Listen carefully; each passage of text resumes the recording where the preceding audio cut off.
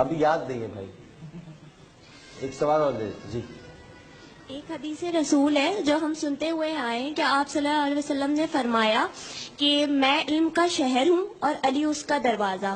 اس کے بعد کچھ علماء کرام سے سنا کہ بھائی اس کے اندر اس روایت میں کچھ اور الفاظ بھی ہیں کہ حضرت ابو بکر صدیق رضی اللہ تعالیٰ عنہ اس کی بنیاد، حضرت عمر اس کی دیوار اور حضرت عثمان اس کی چھت ہیں.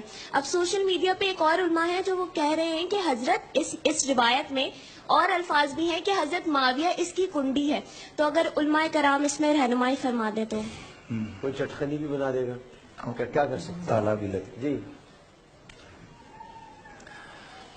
یہ جو روایت ہے انا مدینۃ العلم والی بابوا، یہ روایت ترمذی میں مستدرک للحاکم میں، اور امام حاکم نے اس کو صحیح قرار دی ہے، اور ترمذی شریف میں بھی ہے. اس کے علاوہ اور بھی بہت ساری متون یعنی جو امہات کتابیں ان کے اندر یہ روایت موجود ہے.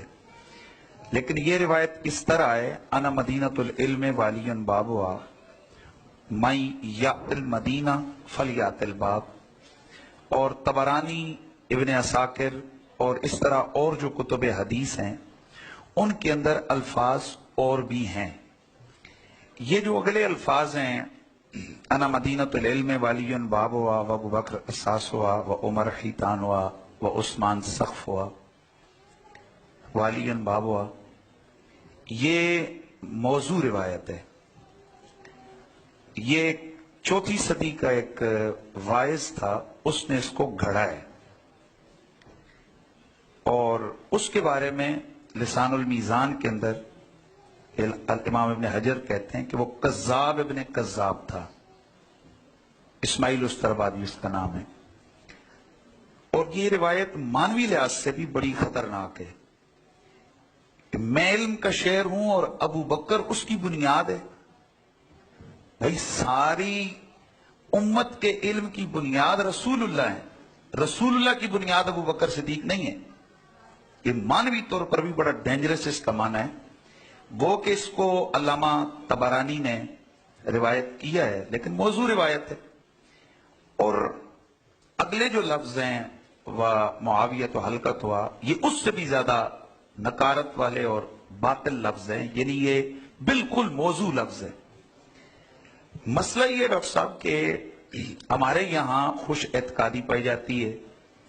میں آج یہ بڑا اچھا چلے ایک سوال ہو گیا تو میں چاہتا ہوں کہ یہ کلیئر ہو جائے کہ جس وقت کوئی ہم لوگ، چونکہ طریقہ کار یہ ہوتا ہے کہ ہم محدثین پر اعتماد کرتے ہیں، حسن ظن رکھتے ہیں. امام سیوطی نے اپنی کتاب میں کوئی چیز لکھتی، ہم تحقیق نہیں کرتے کہ یہ سند کیا ہے، حدیث کیسی ہے، ہم بیان کر دیتے ہیں. امام ابن عساکر نے، یہ دیگر حدیث کی کتابوں میں آ جاتی ہے، تو ہم بغیر کسی تحقیق کے ہم اس کو بیان کر دیتے ہیں. تو اگر تو کوئی شخص اس طرح کتاب کو دیکھ کر اس مصنف پر اعتماد کرتے ہوئے بیان کرتا ہے تو اس پہ کوئی تنقید نہیں ہے، اس پہ کوئی انکار نہیں ہے، یا اس پہ کوئی طنز نہیں ہے. لیکن جب کسی روایت کا پتہ چل جائے کہ یہ روایت واقعتاً موضوع ہے تو اس کا بڑا سخت حکم ہے. ضعیف روایت فضائل کے باب میں چلتی ہے، مسائل میں نہیں چلتی.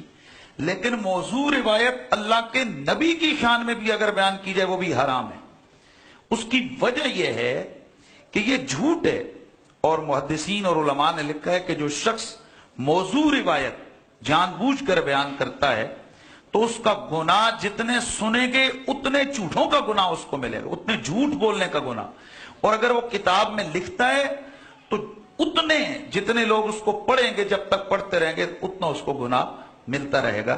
تو بہرحال یہ جو حدیث شریف ہے انا مدینۃ العلم والی بابوا من یأت المدینہ فلیأت الباب، یہ یہیں تک ہے. اس سے آگے کے جو الفاظ ہیں یہ موضوع لفظ ہیں، اور یہ جو پہلے الفاظ ہیں یہ مستدرک للحاکم میں موجود ہیں، اور امام ترمذی نے بھی اس کو روایت فرمایا.